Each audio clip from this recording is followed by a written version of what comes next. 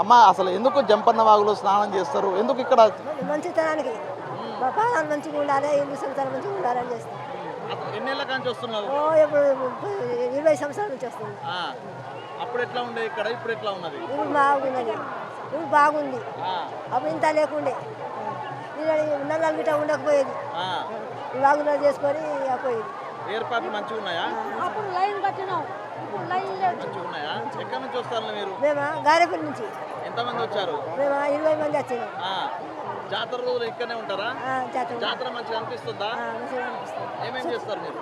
ఇక ఏటానికి వస్తాము, నైదం వండుతాం అని రేపు కోసి తల్లి వచ్చినాక కోసి శుక్రవారం నాడు పోతాం. అప్పుడు ఎట్లా వచ్చేది మొదట్లో జాతర? అప్పుడు వేరే, అప్పుడు ఒక ఏటాన్ని తెచ్చేది, బెల్లం తెచ్చుకునేది, పంచేది, 3 రోజులు ఉండిపోయేది. మంచిగా చూస్తాను తల్లి అయితే. అప్పుడు నా పేరు అజ్మీరా కలమ్మ. ఇక అప్పుడు ఒక్కలే వచ్చేది. అప్పుడు మన గద్దె కాడ తాళ్ళ లైన్లే ఉండే, ఇప్పుడేమో పైపుల లైన్లు అయినాయి. ఇప్పుడు ఎవడు జనమా భయపడి ఎవరు బెల్లం పట్టకపోయేది కొడుక అప్పుడు.